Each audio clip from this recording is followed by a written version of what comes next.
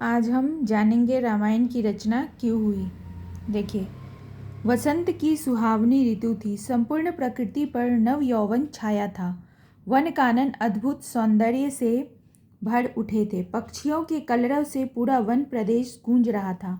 महर्षि वाल्मीकि प्रकृति के सौंदर्य का आनंद ले रहे थे। तमसा नदी के किनारे ही उनका आश्रम था। तमसा नदी मंद गति से बह रही थी। उसके स्वच्छ जल में मछलियां कल्लोल कर रही थी। किनारे पर कितने ही पक्षी अपने शिकार को पकड़ने के लिए घात लगाए बैठे थे। नदी किनारे कुछ क्रौंच पक्षी भी प्रेम कीड़ा में निमग्न थे। उनकी अठखेलियों ने महर्षि का ध्यान अपनी ओर आकृष्ट कर लिया। वे बड़े प्यार से उन्हें निहार रहे थे। क्रौंच कभी चोंच से चोंच मिलाकर अपने प्रेम का प्रदर्शन करते, कभी एक दूसरे की पीठ सहलाते, कभी दूर चले जाते, कभी एक दूसरे के पीछे भागते। तभी अचानक एक तीर नर क्रौंच को बेधता हुआ चला गया। पीड़ा से छटपटाते हुए क्रौंच धरती पर गिर पड़ा और कुछ ही क्षणों में उसके प्राण पखेरु उड़ गए। यह दृश्य देखकर क्रौंच व्याकुल होकर विलाप करने लगी।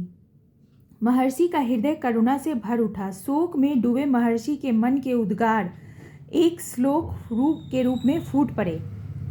मां निषाद प्रतिष्ठां त्वगमः शाश्वती शम्माः यत क्रौंच मिथुनादेकमवधि काम मोहितम।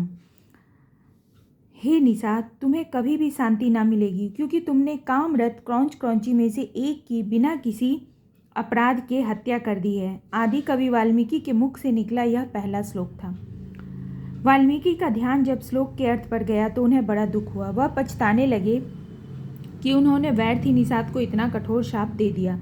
तभी अचानक उन्हें याद आया कि एक बार उन्होंने नारद से पूछा था, हे देवर्षि, मुझे किसी ऐसे पुरुष का नाम बताइए जो सत्यवादी, गुणवान, धर्मनिष्ठ, बलवान, दृढ़ वचन, परोपकारी, अनुपम सौंदर्य का स्वामी हो। तब नारद ने उन्हें इक्ष्वाकु वंश के राजा दशरथ के पुत्र राम के बारे में बताया था। उनकी कथा सुनाई थी। वाल्मीकि राम के विषय में सोचने लगे और उनके सामने राम का व्यक्तित्व साकार हो उठा। कुछ कठिन शब्दों के अर्थ: कलरव अर्थात शोर, कल्लोल उछल कूद, क्रीड़ा घात लगाए, आक्रमण करने के लिए तैयार, निमग्न डूबे हुए, आकृष्ट आकर्षण, खींच लिया, निहार ध्यानपूर्वक देखना, विलाप शोक में रोना, उद्गार तीव्र भाव, साकार प्रत्यक्ष। अचानक उन्हें अपने श्लोक मां निषाद मोहितम का एक नया अर्थ सूझा।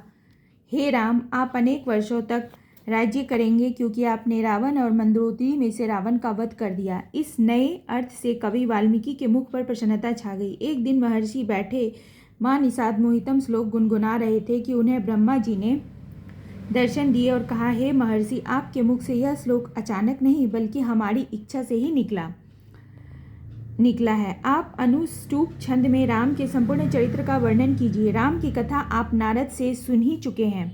इसके साथ ही ब्रह्मा जी ने उन्हें आशीर्वाद दिया कि राम, लक्ष्मण, सीता और राक्षसों के गुप्त तथा प्रत्यक्ष समस्त क्रियाकलाप उनकी आंखों के सामने प्रत्यक्ष आते जाएंगे और इस प्रकार जो भी वे लिखेंगे वह सत्य एवं यथार्थ होगा। इस प्रकार उनकी लिखी रामायण इस संसार में अमर हो जाएगी।